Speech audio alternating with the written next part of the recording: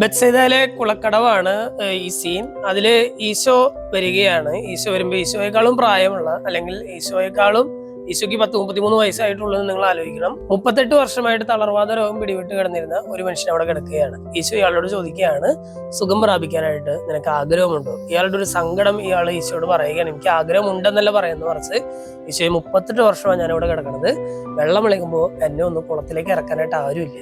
നമ്മളൊന്ന് ആലോചിക്കും, 38 വർഷമായിട്ട് ഒരാൾ ദയനീയമായിട്ടൊരു സ്ഥലത്ത് കിടക്കുന്നു. അയാളെ കഴിഞ്ഞ 38 വർഷമായിട്ട് അയാളുടെ ആഗ്രഹം അയാളോട് ചോദിക്കാനായിട്ട് ഒരാൾ പോലും തയ്യാറായില്ല എന്നുള്ളതാണ്. വെള്ളം വിളകുമ്പോൾ എന്നെ കുളത്തിലേക്കൊന്നും എടുത്ത് ഇറക്കാനായിട്ട് ആരുമില്ല. കുളത്തിലേക്ക് ഇറങ്ങി എനിക്ക് സൗഖ്യം കിട്ടുന്ന ഉറപ്പാണ്, പക്ഷെ എന്നെ സഹായിക്കാനായിട്ട് ആരുമില്ല. സ്നേഹമുള്ളവരെ, ഇന്നത്തെ വചനഭാഗം വായിച്ചു കഴിയുമ്പോൾ നമ്മൾ ചിന്തിക്കേണ്ടത് തന്നെയാണ്. നമുക്ക് ചുറ്റും എത്രയോ പേര് സഹായം അഭ്യർത്ഥിച്ച് കിടക്കുന്നവരുണ്ട്, സഹായം ആവശ്യമുള്ളവരായിട്ടുണ്ട്.